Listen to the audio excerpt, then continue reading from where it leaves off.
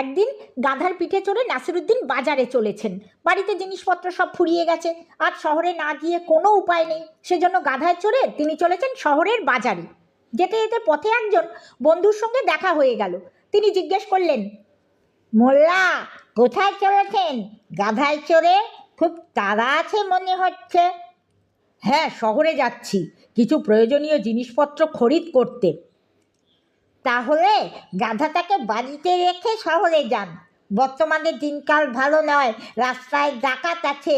ডাকাতের হাত থেকে গাধাটাকে বাঁচাতে পারবেন না বলে মনে হচ্ছে, কারণ শুনেছি অনেকের গাধা ডাকাতে কেড়ে নিয়ে গেছে। দিনকাল ভালো না হলে বাড়িতে থেকেও তো গাধাটা চুরি হয়ে যেতে পারে। আমি যদি ফিরে এসে দেখি গাধা চুরি হয়ে গেছে, তখন কি উপায় হবে বলো তো দেখি। বন্ধুর কাছে একখানা তলোয়ার ছিল। তিনি অগত্যা সেখানে মোল্লা সাহেবকে ধার দিয়ে বললেন, এই তলোয়ার থাকলে হয়তো ডাকাতের হাত থেকে গাধাটাকে বাঁচাতে পারবেন। আমার বাড়িতে না হয় পরদিন ফেরত দিয়ে আসবেন তলোয়ারখানা। তলোয়ার নিয়ে গাধার পিঠে চড়ে বেশ খুশমেজাজে নাসিরুদ্দিন শহরের দিকে এগিয়ে চললেন। আস্তে আস্তে রাস্তা নির্জন হয়ে এলো।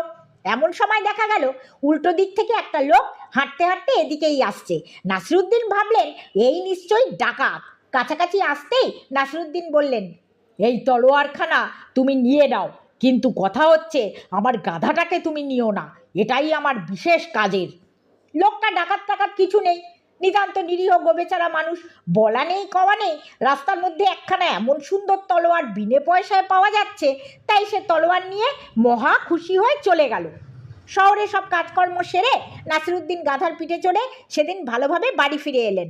পরদিন সেই বন্ধুকে তার বাড়ি গিয়ে বললেন, আপনার কথা একেবারে অক্ষরে অক্ষরে খাঁটি। আপনার তলোয়ারের দৌলতে আমি গাধাটাকে ডাকাতের হাত থেকে বাঁচাতে পেরেছি। যদি তলোয়ার না থাকতো তবে গাধাটা হারাতে হতো বলেই মনে হয়।